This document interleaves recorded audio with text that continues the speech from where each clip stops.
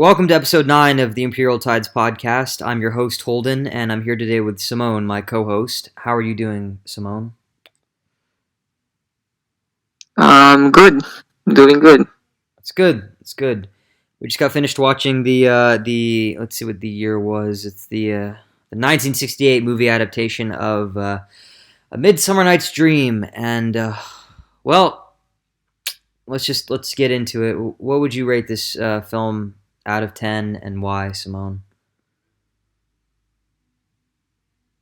I rated a 5, maybe because the technical aspects murder the whole film. I think it's trying to portray the actual play, but the technical aspects mess up everything. You think so? Yeah. I guess that by reading the Wikipedia article, that I guess I get it that what they're trying to portray, but the uh, the technical aspects really mess up everything. For example, the how they portray each character, the position of the camera. It's annoying. For example, and then the audio of the movie. It's a mess. So yeah, I guess that it do portray the actual play, but just like I say, the technical aspects make these things a mess. Or And what would you rate the play out of 10, and why? The original work itself. I'll give the play an 8 out of 10 or 7.5. Maybe because I don't know. If I'm looking forward for some more deeper introspection or soliloquy between the characters. That's what I'm looking for a Shakespeare play more on character development or insights. When they're just all by themselves and talking to themselves as a soliloquy. Yeah, I don't know. That's how for me a Shakespeare play should be portrayed. I don't know if this play did a did a great job in portraying that matter. So I just give it a 7.5 or let's say 7.5. I'm I'm looking for something deeper. I guess it's a deep one, but it's not as deep as I wanted to see, I guess. I think I've been expecting a lot of things from Shakespeare. Do you mean deep or introspective? Yes, exactly it. And this one did a great job into introspective. It's just that based on my own understanding, that I'm just looking for more, I guess. Okay. And would you recommend people to watch the film adaptation? To be honest, I will not recommend this one because I don't know. It's hard to get through to finish this movie because the technical aspects really is really worse. I guess that I know some people can't get through this one, so maybe look for some for other materials available on the internet. So I guess that's it. I don't know. Would you watch other adaptations of this play? Sure. Yes, I will. I guess, but I don't know. Maybe I'll just read the play itself because I just read that. I just realized that this one was because it's a dreamy play. I guess that it's focused on the dream side or the other realm. So I guess that it it would be more introspective if you just read it. It's more you can appreciate this or give justice to this play if you just read it rather than see it in a film or just see it in a play. So just reading gives you a different perspective about things. It's a deeper analysis between you and the text. So I think that's the best way to just read read between the lines of the play. And talk to me a little more about the film's technical aspects. What specifically about them did you not enjoy? Ano, I don't like the I don't know. I don't want to say about the cinematography, given that it is set in the 1968. So maybe I just the positioning of the camera, I guess, and then the sound. I don't know if they have a sound engineer by that time, so it's the sound is really worse. It doesn't have a good volume quality or something that it's not in order. It's worse that it's just they just put that sound and I just want to put this sound and then they just put this sound and then it doesn't have any organization or it wasn't organized at all. So I don't know. They didn't give more time on editing this film and uh, I don't like the positioning of the cameras. Just like I said earlier, that and then it just when they switches to another perspective. For example, a character is having a line by herself. For example, the Titania and then uh, Helena, I guess that when she's talking or have her own scene, and then the camera switches, and then her view also switches. I guess it wasn't accurate the way that the camera turns. I don't know. That's really annoying for me. I guess that sets you up. I guess that I think when you're adapting to a movie, I guess the camera or the how they portray each scenes will make you get into the piece. And then this one, that makes you disconnect to what they're trying to portray or the story itself. So, and I don't like that aspects regarding this film. Okay, interesting. Um, so yeah, let me answer the questions I just put forth. But I guess before I do, I should probably give you guys a quick summary just so you know what it is we're talking about. I forgot to do that earlier. I apologize. But quick fun fact, by the way, Shakespeare may have actually written this entire play for a wedding.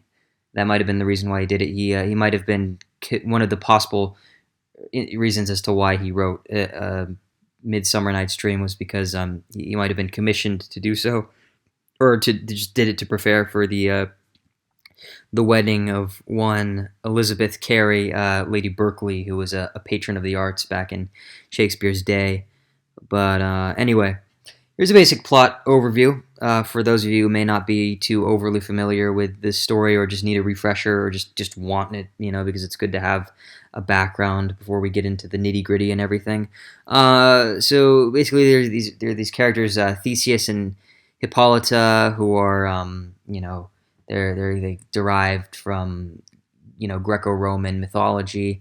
They're going to be married soon, and these two young lovers, Lysander and Hermia, run away from Athens and run away because Theseus is the Duke of Athens. They run away from that house because Hermia's father, Aegeus, wants to marry her to Demetrius, who used to be in love with a woman named Helena, who still loves Demetrius, but Demetrius wants Hermia instead now.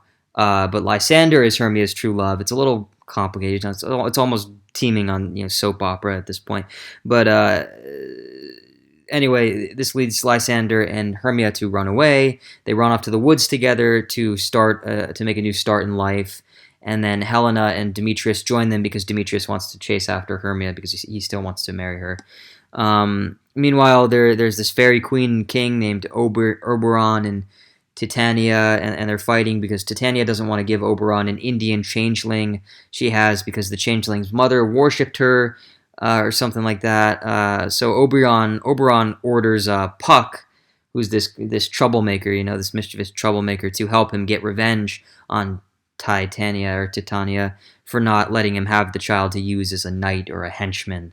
And so Puck ends up squeezing this magical flower juice over Titania's eyelids while she's sleeping, so that when she wakes up, she'll fall in love with the first thing that she sees. Meanwhile, there's also there are a lot of different stories going on at the same time, but there's also a group of lower class actors named the Mechanicals, and one of them is named Nick Bottom, and Nick is this ambitious and creative but arrogant actor, and the troupe is planning on doing a production of the famous Pyramus and Thisbe, which is like a sort of older Romeo and Juliet story about doomed lovers in ancient times. They go out into the woods. This group, they go out into the woods to practice to rehearse and everything. One thing leads to another, and Puck basically ends up accidentally getting both Lysander and Demetrius to fall in love with Helena, and this upsets Hermia, and conflict ensues between the four. Meanwhile, Nick Bottom has his head turned into a donkey's head for some reason, and Titania wakes up with him in front of her and falls in love with him. Eventually, everything gets turned back to normal, and the human characters wake up thinking it was all a dream. The two main couples watch the play back at Theseus' estate. It's a wild time. Oberon and Titania reconcile. The end. Now, as far as the movie goes, I thought personally the 1968 movie adaptation was complete and utter garbage, in my opinion. I thought the incompetence of the technical aspects and the aesthetic prison of experimental 60s like auteur or independent crap is enough to make me want to rip my eyes out. So I would personally rate the film a 3 out of 10 because it's pretty much unwatchable. The only reason it doesn't get a 1 or even a 0 is because some parts of it were so bad that they were kind of funny to me for some reason. Like when Judi Dench's Titania is getting it on with Bottom with his possessed like Chuck E. Cheese like animatronic donkey head. It's just such a bizarre bit of imagery that I couldn't help but laugh at it, and so I got a little bit of something out of it. I don't know, maybe a little morbid enjoyment out of just seeing that weirdness unfold. But well, and then also some of the very last scenes were somewhat interesting with some good lines sprinkled in here and there. I mean, it wasn't all bad, just mostly bad. But yeah. And then as far as rating the play would go, I would give it a 7 out of 10.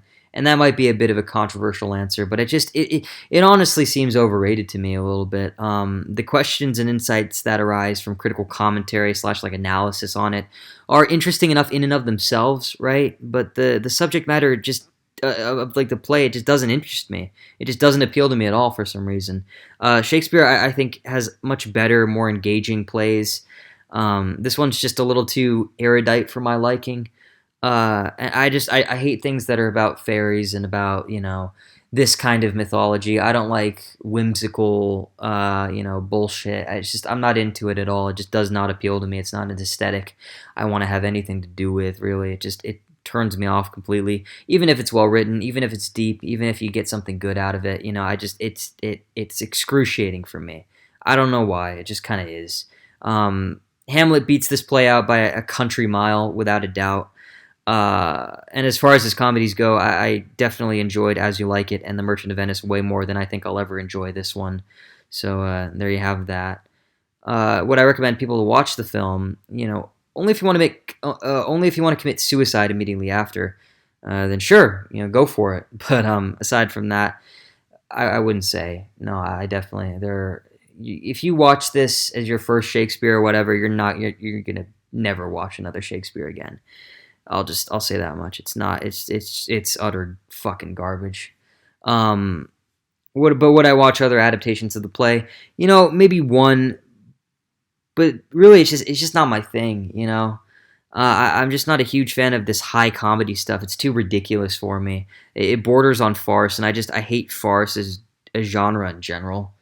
And I think Shakespeare is so much better out there. It's like, why waste your time on the one? Why, you have, there's just so much to get through. And so, I guess I got a lot of time, but it's like, even if you have unlimited time and resources and whatnot, it's like, why bother getting really into something that you just don't really like, Maybe it's like one of the last plays after I get through all the ones that I enjoy and everything. Maybe I would go in for another adaptation, a different viewpoint, but for now, I'm not too interested, and I'm not even interested in reading the original text, which a lot of people seem to be recommending. They say, well, a lot of the poetic aspect of the original work is lost in adaptation. That's all fine and good, but I just, again, the subject matter itself just doesn't appeal to me. So, I feel like I got out of it what I needed to through this adaptation and through doing a little research about it. But other than that, I don't know. This just doesn't seem like one that I would be subjectively, personally interested in pursuing any further. Maybe someday down the line, but it's not my first priority. That's all I'll say for now on that. But yeah, and then as far as the film's technical aspects go, what I specifically had problems with, there was a lot of choppy editing and a lot of speeding up of the film at times, a lot of flash cuts and smash cuts onto characters' faces. Those aren't necessarily bad things, but I don't think they worked for a Shakespeare play, for an adaptation of a Shakespeare play rather. There was, though, an interesting bit of editing for the fairies movements, but aside from that, the movie, honestly, the way it was put together, it makes it seem like it's more of a horror film than a comedy. And that just doesn't work. There's this tonal dissonance between this particular vision of the play and then the original play itself that makes it a pretty bad adaptation. It has like nothing to do with the original work. It completely distorts it and corrupts it, in my opinion. And again, I think a lot of that has to do with the fact that it's just one of these kind of weird, independent, like cheap, or maybe not necessarily independent, but just kind of cheap, counterculturalist, quote unquote, 60s films, and it's like that just overrides everything else too. It's very much of its time, and it's stuck in its time. It's stuck in the culture and aesthetic of the time. It doesn't transcend it the way that something like As You Like It does. Even though As You Like It was made in the 30s, it doesn't really make a difference. And if it does make a difference, it's either negligible or it actually enhances the work for the better. Here, no, it's distracting and it overrides everything else, and it's the only thing I could focus on really for most of it. But yeah, the donkey mask, by the way, for Bottom, it was nothing short of nightmare fuel. And all the adult cast members, they look like, to me, they look like cheap 70s porn stars for some reason. The female leads all look as though they'd be good at giving hand jobs, but aside from that, there's really not much else to say.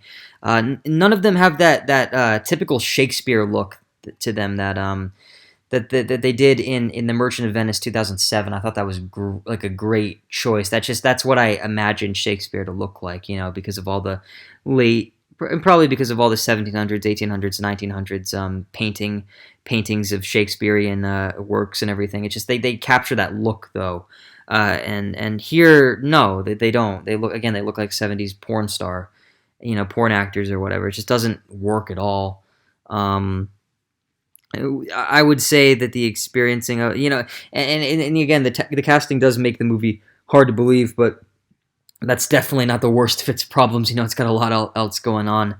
And I just, trying to watch it is like trying to get through a bad trip from huffing spray paint or something. That's the best way I could describe it, really. It gave me a headache just trying to understand what people were saying, what was going on, who was who, where was where, what was what. It was very pretentious and again, like I said, very quote-unquote countercultural and very much of its time. For me, the movie really does embody everything I hate about 60s culture, and especially 60s film. It was incomprehensible, obnoxious, and boring. And, maybe... I just don't think it was... it might have been intentionally meant to, like, portray, capture how... the ambiguity of the original play is like whether it was a dream or not, kind of the dreamy aspect of it, the more abstract, kind of surreal, unconscious aspect of the original play itself. But I didn't see that here. It felt like they just wanted to put their own what popular aesthetic onto it and then move on, and that ruins it for me. That kills it. It's way too distracting. And plus, just everybody's performance is just really creepy for some reason. It's like most of the actors act like sex offenders or something. Especially the guy playing Puck. He's like constantly sticking his tongue out and panting like a dog, and it makes for some really disturbing stuff. It's like I have no idea what kind of shrooms the people working on this were taking during filming and production, man. I mean, it's just fuck the '60s is really all I got to say about it. Is there anything you want to add to that, Simone, before we move on to the actual story and the play itself? Yeah, I agree with you with it regarding the characters, especially it's really disturbing. I guess that he just pop up or he just vanishes from at one point and then appears, and the editing regarding that just making some characters disappear or adding a sense of magic or something that a fairy tale or some sort of teleportation abilities. The editing really did a bad job. I think they mess everything up. I guess that I agree with you. Even the characters, I don't know. I can see the connection between them. I guess that they're acting based on those on the way that they wanted. I guess that there's no connection between them, and they just weird. I guess that you can see that they're not connected to each other. They're just acting based on the way that they wanted to. I guess like what you say, it's weird and creepy at times, or most of the times it's really creepy.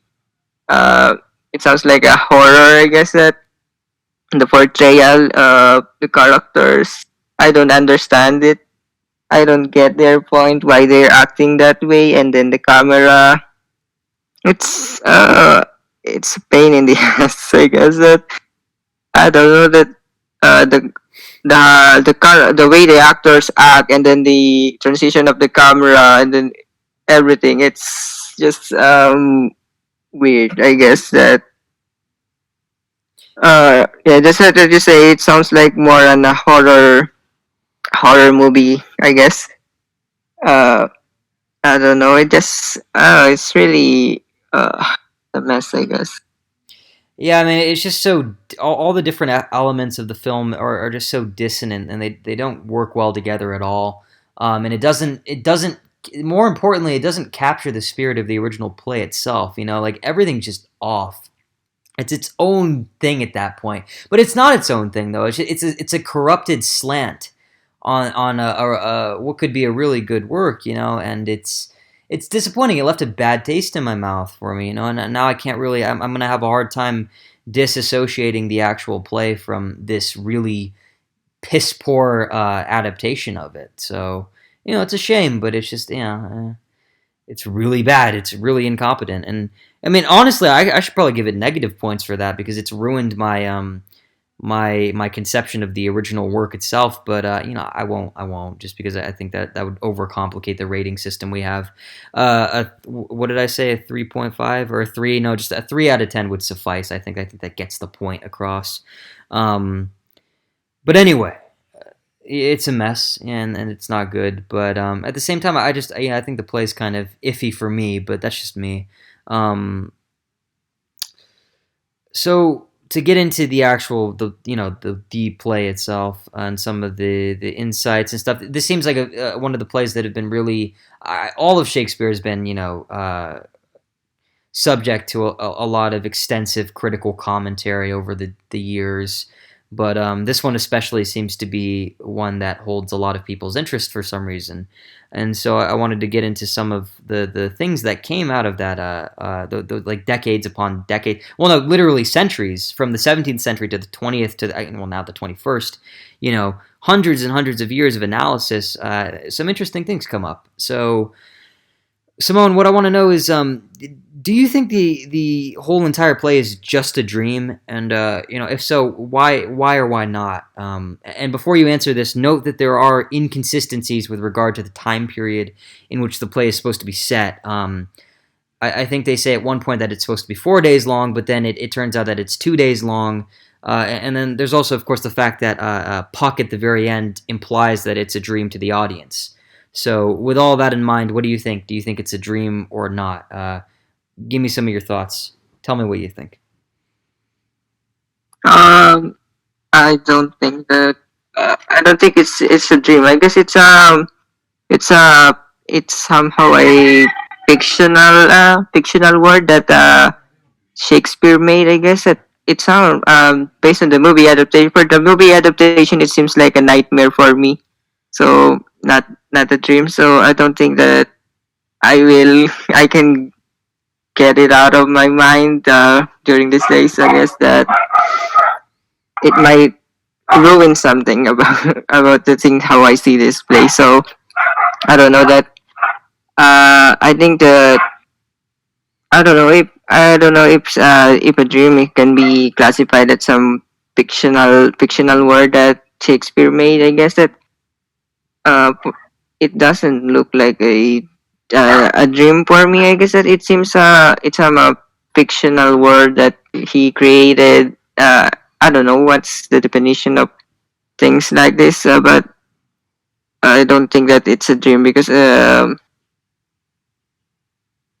maybe we can consider this as a dream because a dream is it's a big one. I guess it's complicated, but this one doesn't seems like to me as a dream at all. That you can when you get out of until the end of this play that you will come up with the idea that oh it's a dream, but I don't know it doesn't comes up to me after I watch the movie adaptation or read the Wikipedia article. So I don't know. It seems like more a fictional word rather than a dream. I guess that it's too complicated.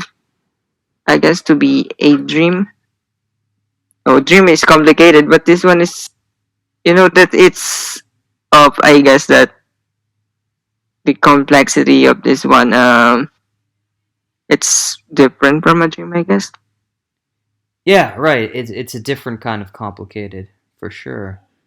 Um, God, why are they so loud? Okay, just I don't know. Ignore that in the background. You know. Oh fuck. Let's see. Is the entire play just a dream? I would say, uh, probably not. Just because Puck can't be trusted. Puck's a troublemaker. He's kind of known for being a troublemaker, and also he literally makes the characters within the story, the human characters, think that they're in a dream. So I think it's just a nice little cheeky touch for William Shakespeare to throw in at the very end. Um, Puck says, "Oh, you might this might all have been a dream or whatever," just as a way to kind of confuse you and but in like a fun, lighthearted way, And I think that's really all it is. It's just a nice little reference to what happened earlier and kind of the ambiguity that the human characters within the story itself were experiencing with everything that went on and how they were so easily manipulated by the fairies and everything. That's all it is. I think it's another kind of lighthearted just jab at the whole whatever. I don't think it's too serious. I don't look into it deeply that way. Other people can. They're more than welcome to, obviously, but I'm not one of those people who feels the need. I don't see anything there. I don't see anything there at all. I think it's just a fun little flourish on Shakespeare's part, just a little joke, And I think it works perfectly well as a joke. I think it's really effective, and that was really one of the highlights of especially the movie for me, but also the play. I like it when things like that happen in things in fictional works. Little nod and wink to the audience, little fourth wall breaking there, little metafiction. I love that stuff. When done correctly, I mean when it's bad, it's really bad. But here it's masterfully done, and Shakespeare deserves kudos for that. And props. It was really a good little touch. Maybe not the most important thing in the world, but I definitely enjoyed it. Now let me ask you this though, Simone. If this were a dream, who do you think it would? Who do you think it'd be exactly that would be dreaming the play?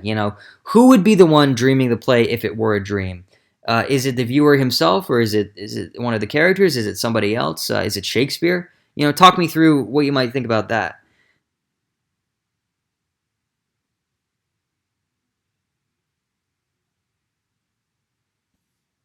For me, I think it would be Shakespeare. I guess the one dreaming it because in the end when Park said that it's just a dream, so I guess that it wasn't come to me as a dream. I guess that it could be me. It's supposed to be the audience to make this feel that you're dreaming. I guess because at the end that that line that Fox said that it's all about a dream. So I guess that it should be appeal to the audience. But for me, based on my own understanding about it or what I feel about it, that it doesn't appeal to me as a dream. Maybe for Shakespeare, it's a dream, but for me, it wasn't a dream.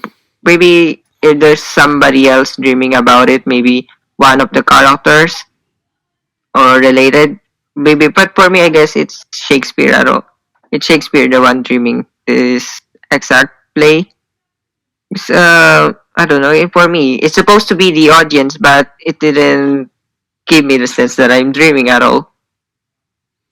Yeah, maybe Shakespeare was the one dreaming it. And maybe you could interpret it as such. You could interpret it as maybe some really meta fictional little interaction there where the creation is communicating directly to the creator and essentially writing itself into existence. There could be a whole argument about that. I'm not sure if people have done so before. I'm sure they have. With I mean, literally centuries of interpretation and analysis and everything, critical assessment.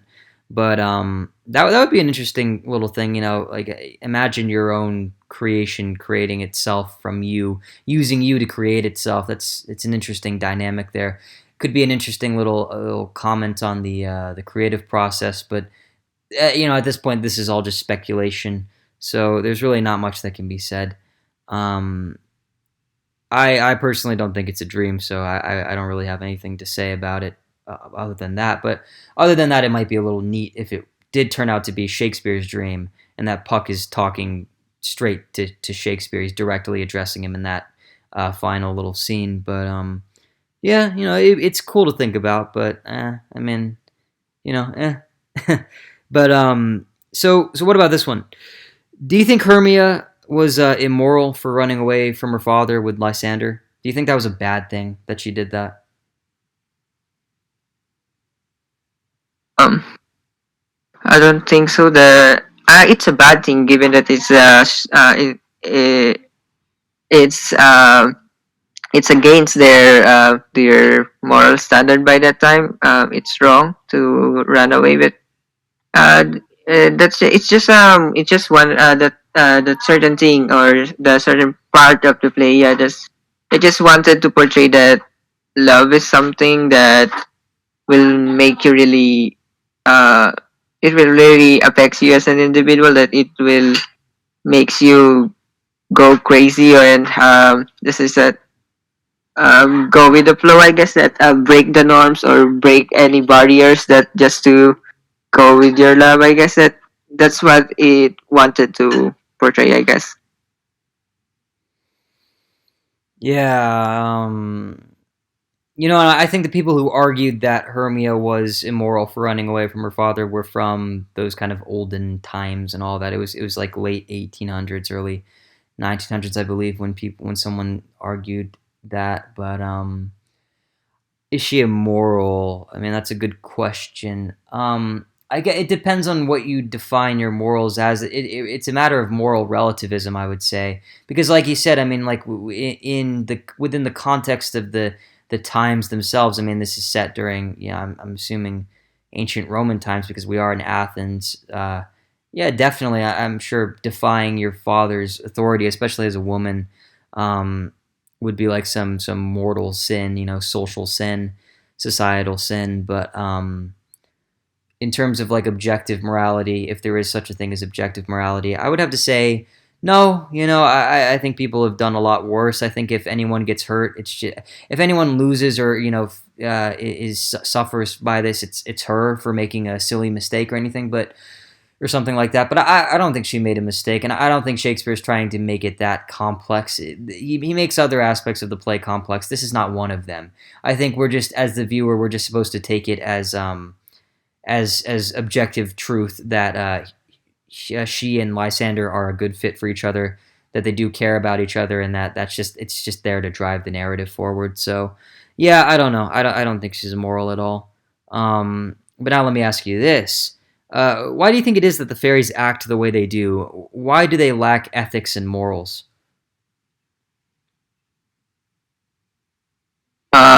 Maybe because they wanted to. Shakespeare wants to portray that.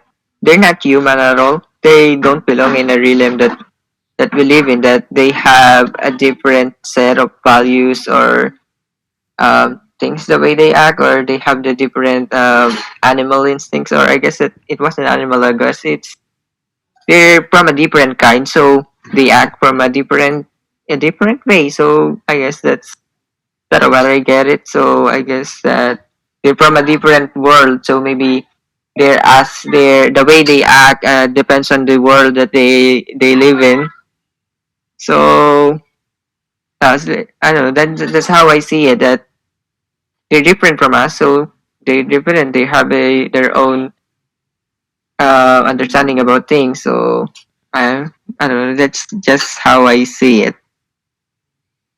Yeah, you know, in the in the original, the surrounding mythology, fairies and these woodland people and all that, they're implied to be, well, they're not implied to be, they're directly shown to be, because they are supernatural and all that, or they're more closely connected to the gods and all and such.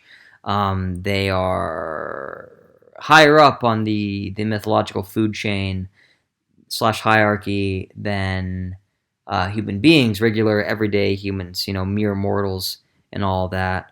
Um, yeah, I mean, the fairies are immortal beings. They live forever and all that, and they're much closer to the deities and the divine, let's say. Uh, but what I'm curious about is, I don't know. Do you think they're like the reason why they're so mischievous and they're big on like playing jokes on people, and they're kind of little bastards, but not dangerous. Do you think the reason that they're so mischievous and that they like to play pranks on everybody and stuff, do you think that's because if they didn't, they would be much more violent? Do you think they do it as a way to kind of avoid being tempted to abuse their power over mortals and be cruel the way that the gods often are? What do you think about that? Do you think it's just a way, like an escape for them, like a good outlet that doesn't really hurt people too much? It just kind of it's like just poking fun at them, playing around, but it's nothing too serious. What are your thoughts regarding that?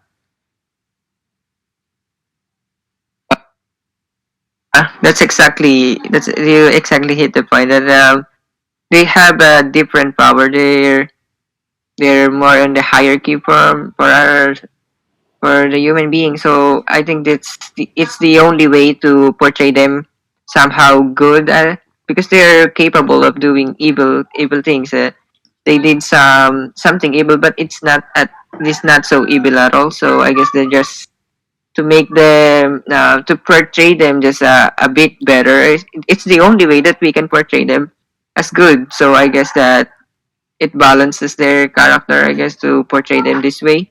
Um, for It's the only way, I guess, to make them portray them as a good one. Just because they have a different power, so I guess that's the only way, I guess, that we can portray them as a good entities. And do you think that that kind of that assumed morality about them choosing to be mischievous as opposed to just straight up malevolent? Do you think that's something that we, because we're human beings, because we're mortals, we place on them, we impose on them? It's like some sort of weird societal, lens. Do you think we're faulty in thinking that, or do you think it's actually there intrinsically? If you could hazard a guess, I mean, obviously, we're not really going to be able to definitively prove anything here, but it is interesting to at least ponder a little bit. What are your thoughts? Um, Maybe I don't think that they exist at all. Maybe there are also products of human imagination, I guess. So maybe it's just a wild idea. It's just a wild imagination, I guess, that they are portrayed this way. I guess that I don't know. It's just weird. It's just weird at all. I guess that I don't know what's the reason why they.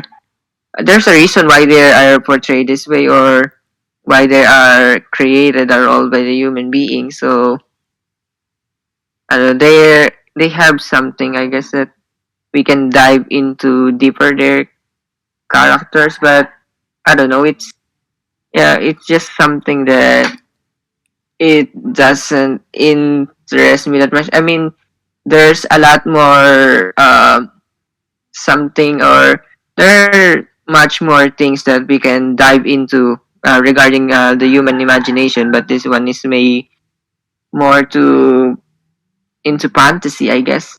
So I don't know. It doesn't interest me that much, I guess. Well, now, one, hold on a second. I mean, there's a little a little more to it than that, I would say, because if you don't know, a lot of mythology. It's a way for people to understand the world around them, right? That's why it was so popular back then, because people back then, people have always needed there to be a reason for why they're alive. They need to justify their existence. They need to justify their sentience and their awareness and everything.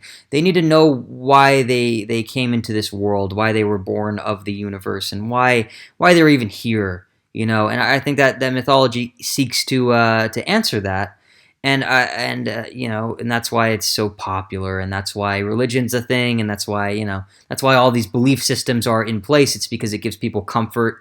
It provides them with a possible answer, maybe not necessarily a solution, but a possible answer, and perhaps a guide by which to live. A sort of just a working understanding of things, of natural phenomena and everything. And so that's why Zeus and Poseidon and all of them exist. It's to explain random strikes of random strikes of lightning and thunder and all that, and water, and bad days at sea, and tsunamis, and all of that. All these natural phenomena. It's all explained by those gods of Greco-Roman mythos.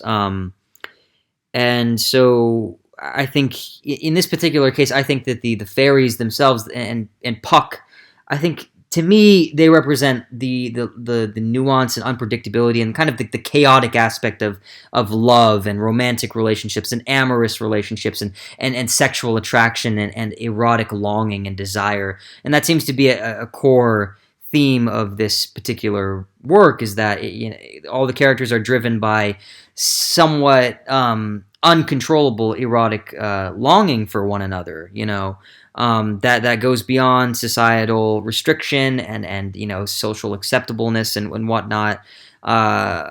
You break past all of that pretense, and in the forest, these four human characters, the two couples, they become, they just, the blurring, the lines between the boundaries between their relationships and everything, they blur.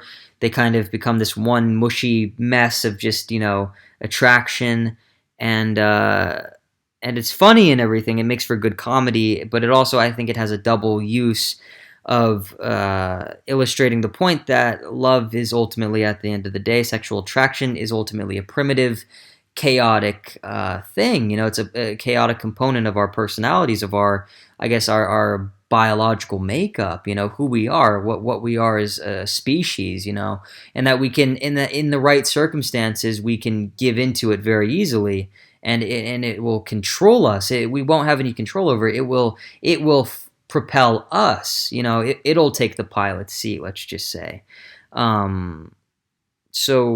So yeah, I think that's what a lot of this play is trying to illustrate, because they do spend a lot of time exploring that in this.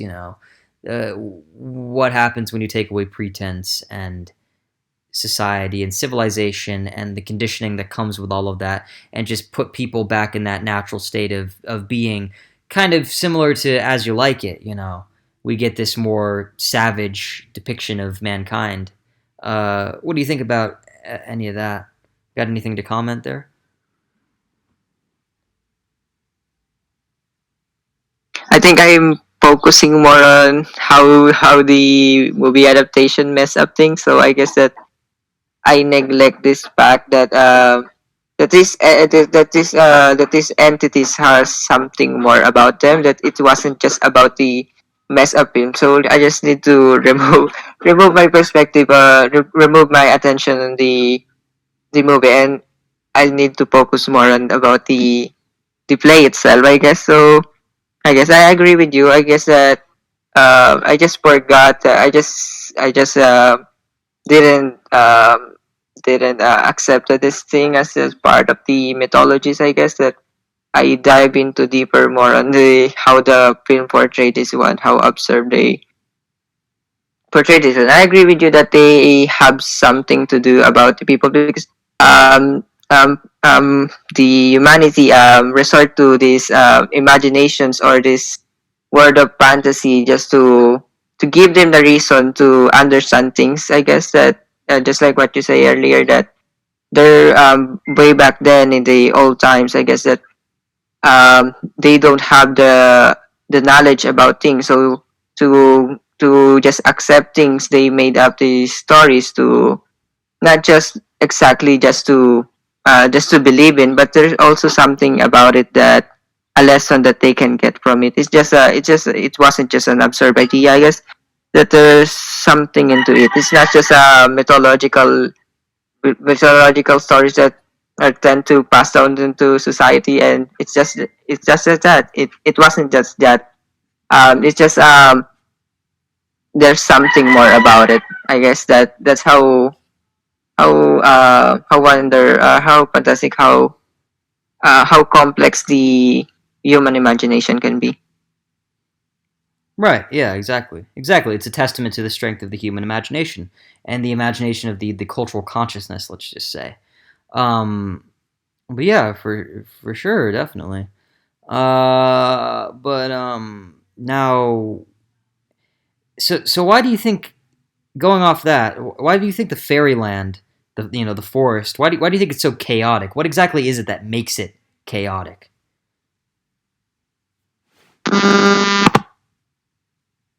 Ah, the bickering between the highest between Titania and then and her king, I guess. Yeah, I forgot Oberon. his name, but I Oberon. think they're Oberon. That the conflict between them, I guess it because they have the power. I guess that they're not they're given that they have a different power. I guess that they're not normal. They're not part of this world. So maybe the the uh the things that are capable of make things complicated, that they're capable of doing some magics. I guess that must make it complicated, I guess. Yeah, yeah. And I would say that it's because of their tumultuous personal relationship. It seems like Oberon's a bit of a control freak. He kind of wants, if he wants something, he's willing to do whatever it takes to get it.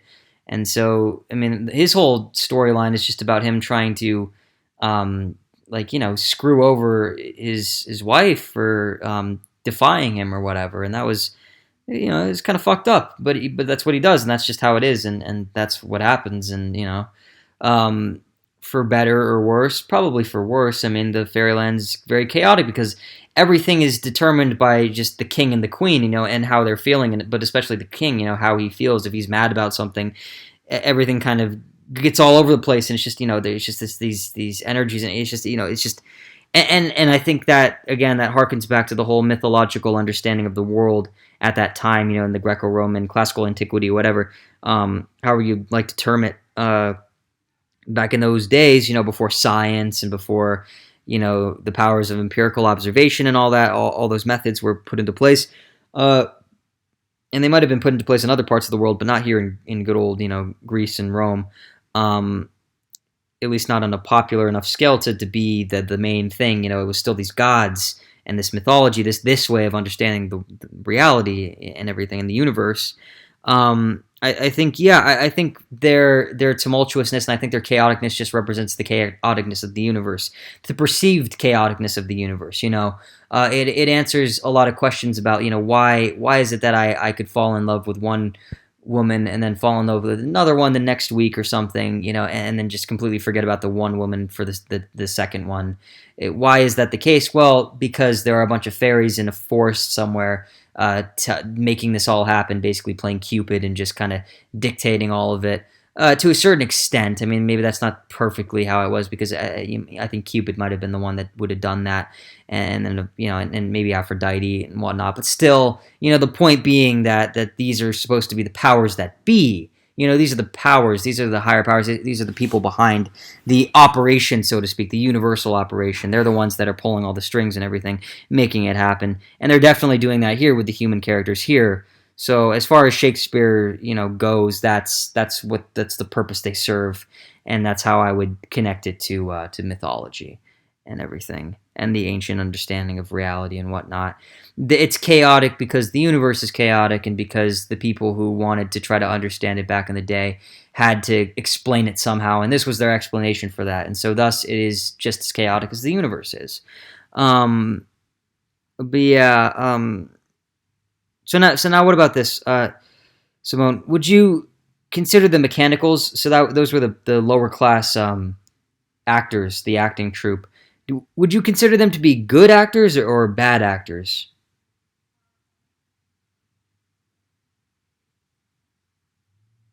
I don't consider them as a bad actors. I guess um, maybe the reason why they portrayed this way is just that they wanted to they want to be Shakespeare want to portray them as a, I don't know if this makes sense, that how uneducated they are. I guess that you can see that their lack of uh, their inability to speak more about themselves or use the language itself, the how pack up the lines that they deliver are. So I guess that, I don't know, that they're portrayed in a way that to express how undedicated they are.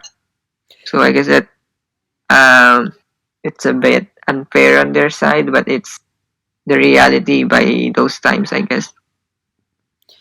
Do you think they're truly passionate about their acting craft, or do you think they simply want to make money and gain the Duke's favor for more superficial reasons because they are lower class and uneducated?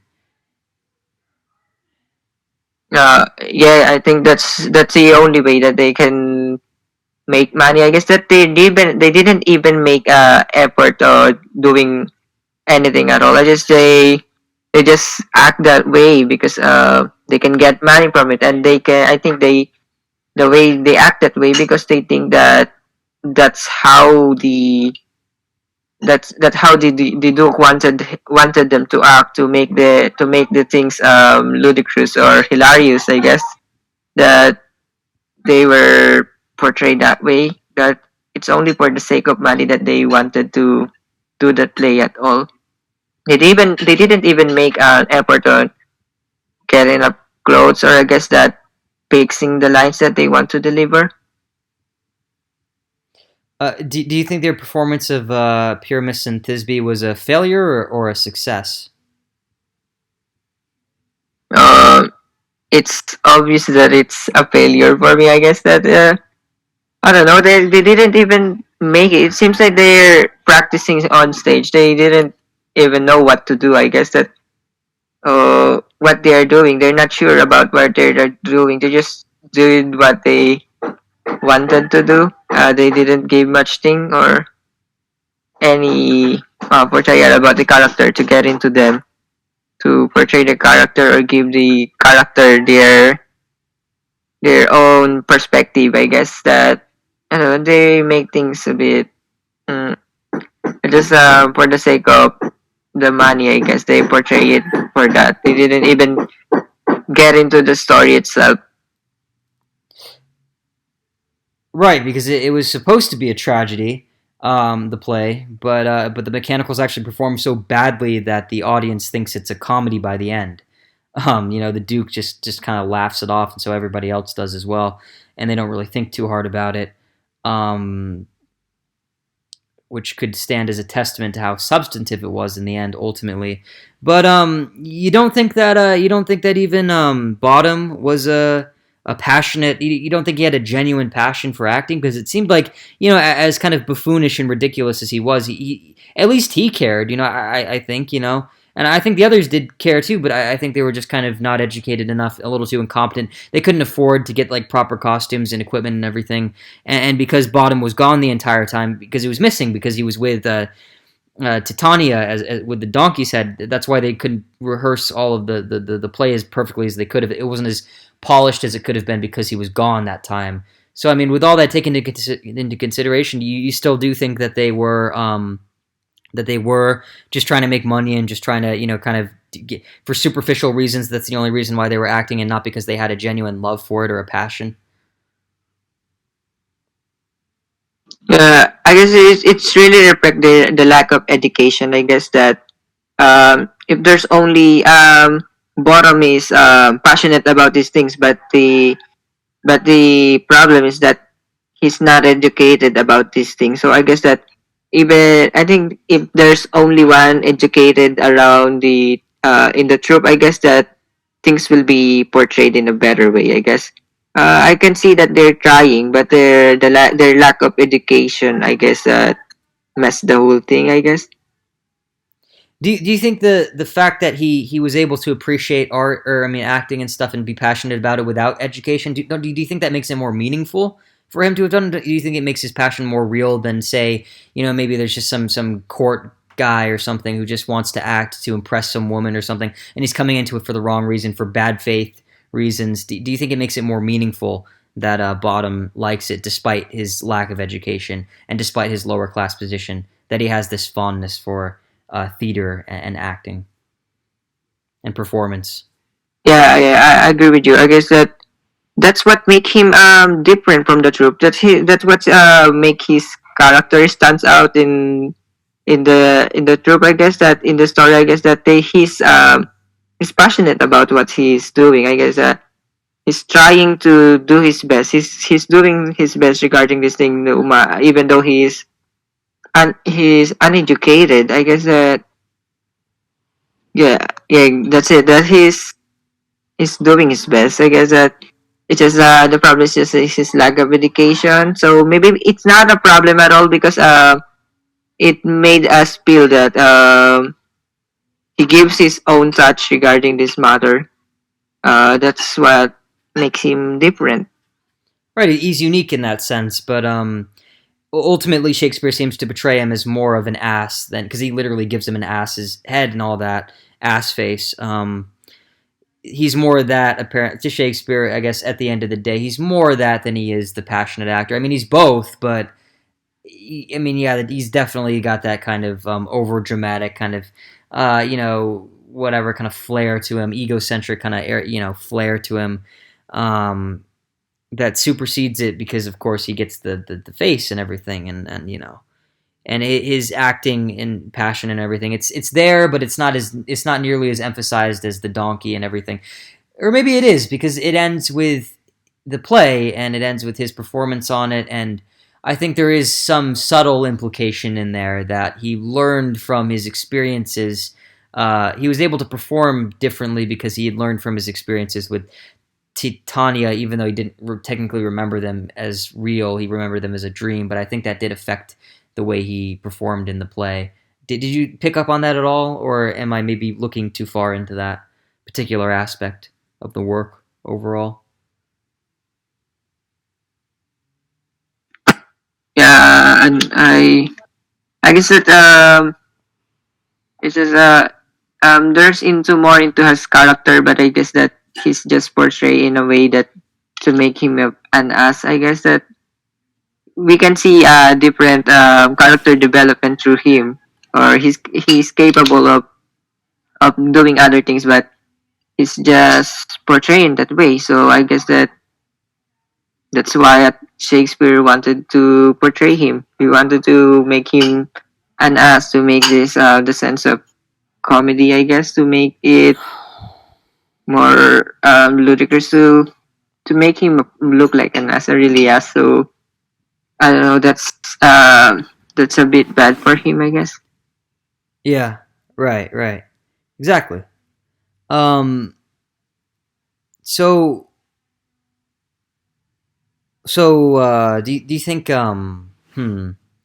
trying to see which question I should ask you here next. What about this? Do you think the fairies are simply oh, well, no, actually we'll get into that one later. I apologize. Why do you think Shakespeare does seem to focus so much on lower class characters in this one? there's kind of this breaking down of class differences or reinforcement of class differences, depending on how you look at it. But because of his emphasis of the mechanicals who are all of the lower class, they're not courtiers, they're not rich, they're not dukes or related to dukes or whatever. What do you think he's trying to say in giving them as much narrative significance as he does throughout the course of this particular play? Is it a good thing? Is it a bad thing? Is he poking fun at them? Is he using them for comedy, or is he trying to make it more humane? Is he trying to appeal to everybody? What are your thoughts on any of that? I guess that this they were portrayed in a way that they look like a fool, but I don't know. But for me, it appeals that he wanted to address this matter that these people are. It could be that because he focuses on the part that the aspect to make them look like a fool, but we can there's something we can arise from it, that in a conclusion that we should be compassionate about these people, that there's even though their lack of ability to do things, or because they don't have the opportunities, same with the upper classes, so maybe we should give them a chance, I guess, that a room for improvement or something. um we can focus on how they, to be honest, that they want it, they were portrayed they look like a fool or make a poke fun to them, I guess. But from that we can arise from the conclusion that why is it that they're portrayed this way? Maybe there's something deeper behind this thing, not just the way they're portrayed, I guess.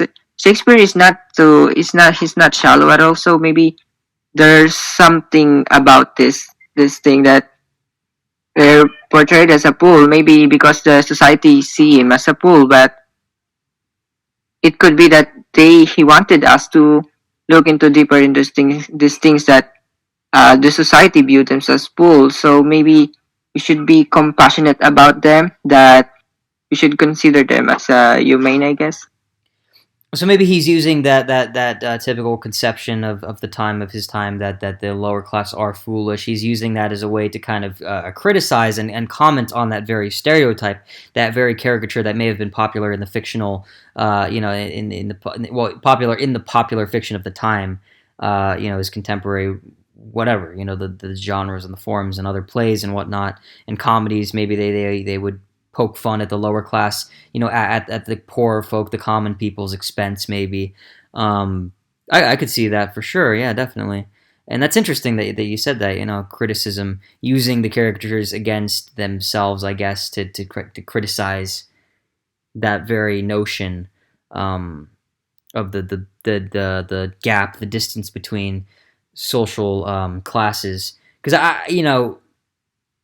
even though I don't know Shakespeare personally, and a lot of people don't really seem to have, there are a lot of holes in his biography. There's a lot that we don't know about him. There's a lot that we'll probably never know about him. But yeah, I mean, until we invent time travel or something. But Shakespeare, I just don't think that he was a classist. I don't think he was. I mean, he might have had some. I might have obviously had sympathies towards the upper class, just like people still do that today. I mean, people still prefer the rich to the poor. I mean, it's just kind of the way it is, generally speaking.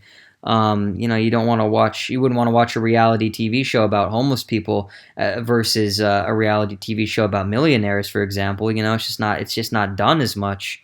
It's not really done at all, really. But which isn't to say that it's not done forever, but it done at all. I mean, never.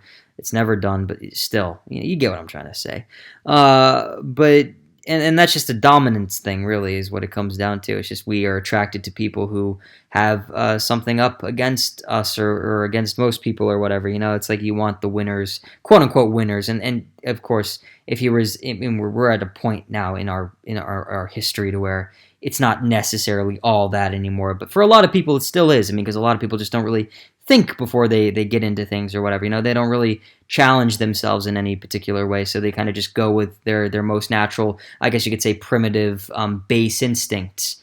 And that's not really necessarily, true of everybody, but it's true of a fair enough amount of people. It's true of enough people to where you get and yeah, I get that there are shows like like Honey Boo Boo back in like 2014 or whenever that was, but you know, yeah, I mean, there's still enough to warrant the Real Housewives of a million different cities, all those fucking shows and shit like that. So, and the celebrity culture, Hollywood. I mean, there's still definitely that preference for the rich and famous and all that, and prominent and influential. And so I would say people like the Duke were the Shakespearean equivalent of that. And so it's interesting that he includes maybe not all facets, because there is no middle class here, but maybe there was no proper middle class back in his day anyway, as we understand it now, because the economic system was different and whatnot. But that's getting a little too complicated. But it's interesting that he does include those two sides of society in that case, both ends, the top and the bottom, the influential and the commonplace, But yeah, and I think through that he's just trying to. I think in this play though, I think just kind of like with As You Like It, I think this is one that he's just using this as a way to be more poetic and to play around with language and stuff. And I think he's having a lot of fun with it though, and there is a very masterfully crafted story at play here. The narrative is phenomenal, but I don't think this is where he's trying to put his heavy hat. This isn't where he's trying to. This isn't his work where he's trying to put a lot of. The particular work of his where he's trying to put a lot of his heavy-handed, maybe more heavy-handed, more serious, concentrated social commentary or anything. I think it's there, but I think it's relatively incidental compared to some of the other aspects. Like I said, language and the fun of it, just the fun of being able to sit there and watch it and have a good laugh and join in on the festivities of this display, because it is really it's a riot at times, and it harkens back to, it's very similar to, it's very carnivalesque, it's very similar to like some sort of Dionysian ritual or something similar, some ancient Greco-Roman feast kind of festivity, and again, that would tie into to the interpretation of Shakespeare having written this play for a wedding, it seems like it would be perfect for that kind of occasion. It's like this big event spectacle. That's what it feels like. It has that energy to it. It has that spirit. So yeah, that's what I would say for that one. But now let me ask you this. I guess to last major question before we move on to the would you rather and all that, and close off this episode. Do you think that the love in this play is true, or do you think that it's some kind of sick corruption? Do you think any of the actual couples throughout the play, all of them, do you think any of them were actually in love?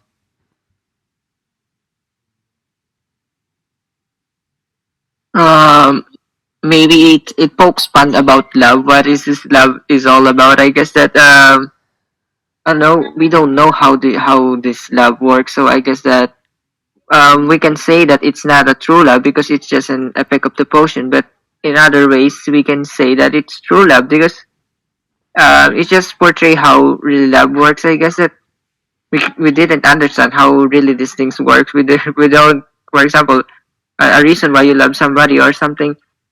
You can easily find something about it, or you can tell. But it's just arise from you from a different. It just arise out of nowhere. I guess that's how I see it. So I think both ways it portrays about true love and then fictional love, or just something caused by something that, for example, the potion itself, that is just it just make them love somebody, but that's the fictional way. But it could also be a true love that's how really love works. That we didn't understand how these things really work.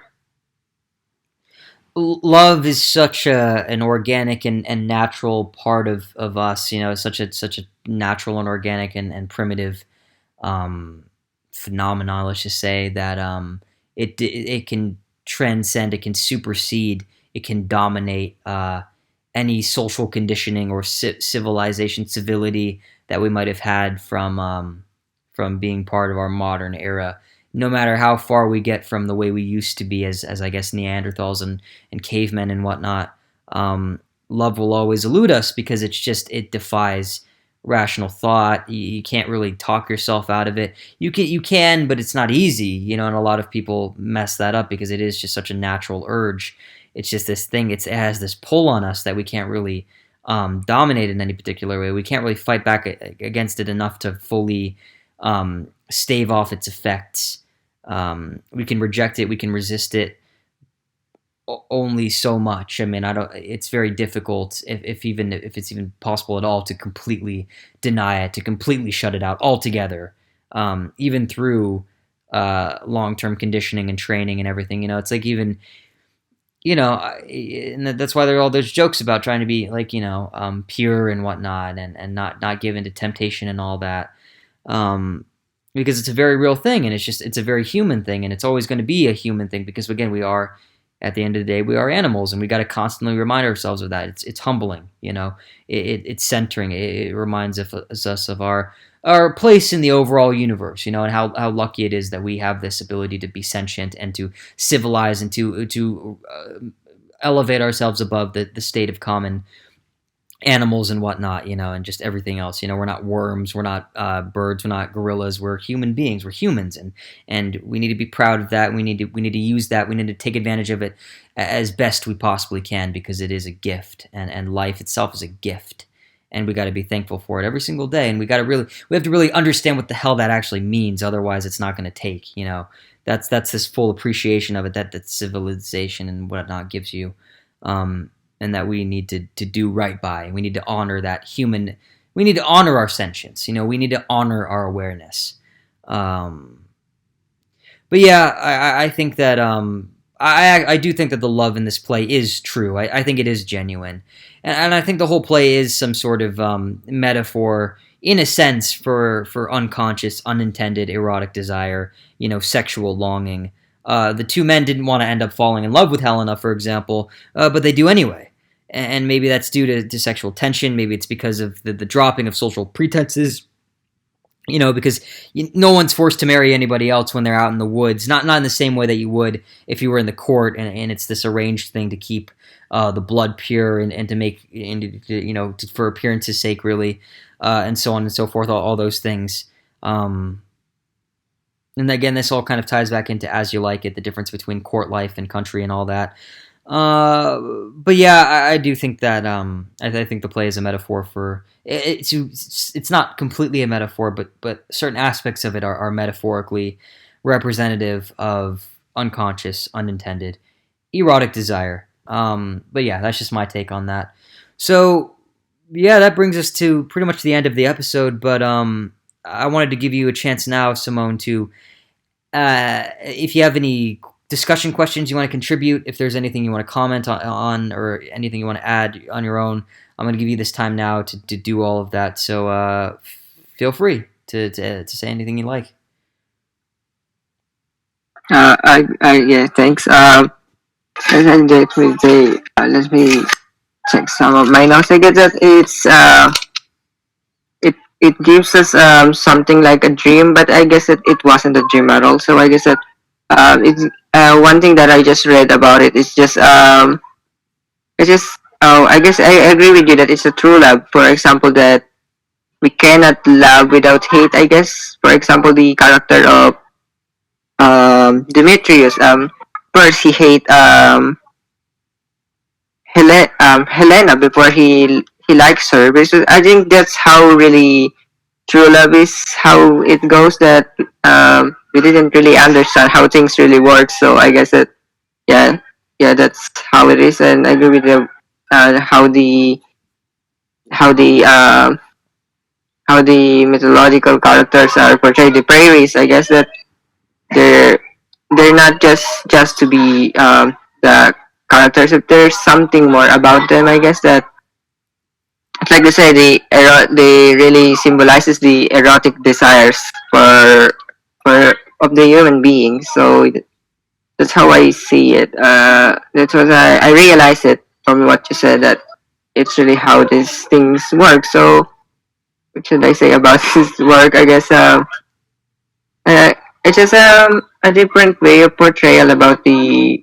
I didn't see it to be. I didn't expected it that it would be about true. So I guess that it gave me a different perspective or scope about things. So this one is also a great experience, but it's just the story is not as is not as good as the other Shakespeare work. I think there's something more into Shakespeare work. I guess that we need to look forward into. So I guess that's how I see it. So yeah.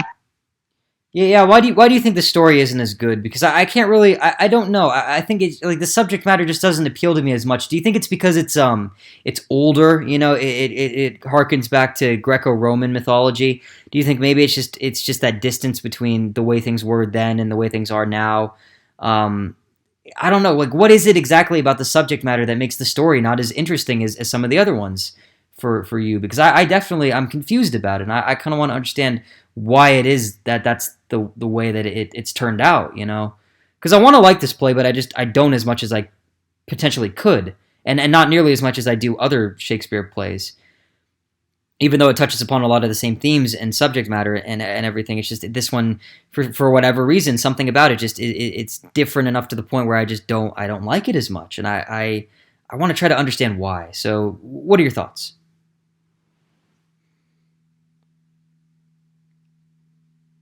Yeah, yeah, I agree with you that maybe it appeals to a different audience. I guess that it was made from a different audience. It wasn't made for us. I guess that there's I don't know. I can't connect that much into how this story is portrayed. I guess that I need to find more materials to get into the story or get really what is happening. So it was portrayed in a different way. I guess that just wanted to say that it was set in a different era, so maybe it's not made for us. I guess it was made for a different audience to get this. We need to get into the social standards or the social norms or how the particular society work. For example, the Roman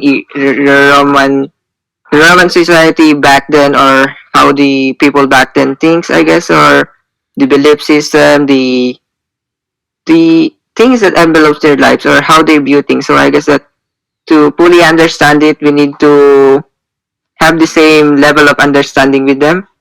So yeah, that's it. That it set us up into this one. That you know what I mean. That it's um there's a distance between us and the culture that it was set in. So I think that's how it appeals to me. That I can connect to it because we can't relate to such thing because it's far from the world that we're living into, the society that we're living. So that's how I see it. That it was set for a different audience, I guess.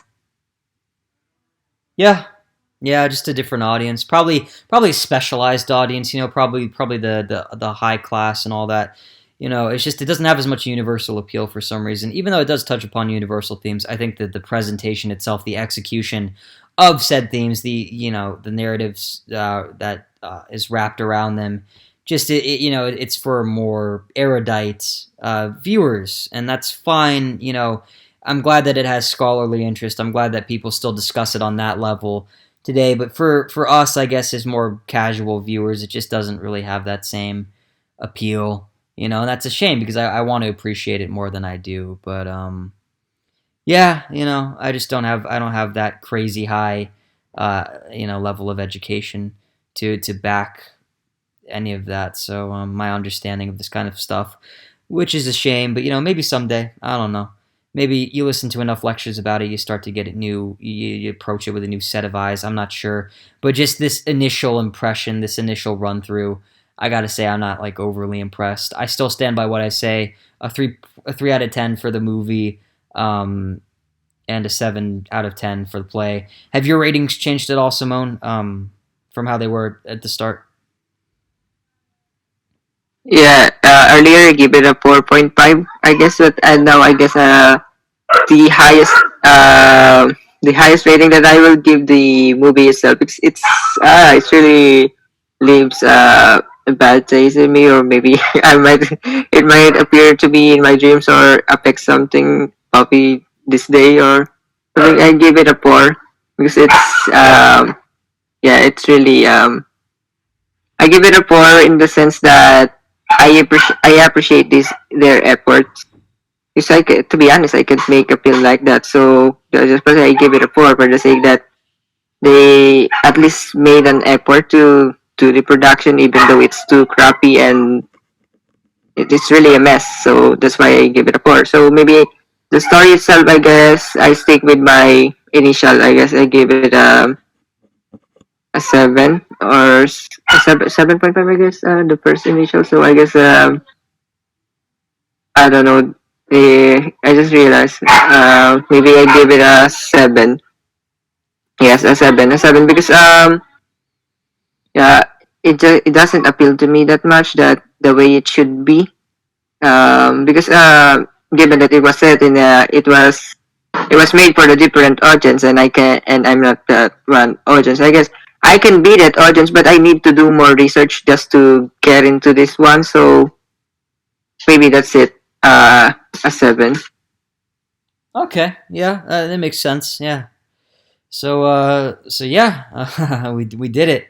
Sorry, I'm kind of tired. But yeah, and I just again the movie really kind of the God such nightmare fuel. It's such a mess. I'm still exhausted by it. Really, it's yeah, it's kind of it kind of wears you out. Um, so I apologize to both you, Simone, and the audience if I was a little kind of not on my A game this episode. I just this one doesn't really. I don't know. This play just doesn't. It's not as much fun for me to talk about as the others. Um, so yeah, I don't know. I'm not as. I wish I could be more enthusiastic about it than I am, but I'm not. You know, I don't really. I'm not really feeling this one. You know, maybe later though. Maybe some other time it'll hit me. But for now, I just not with it. So as for the would you rather now, here's an interesting one.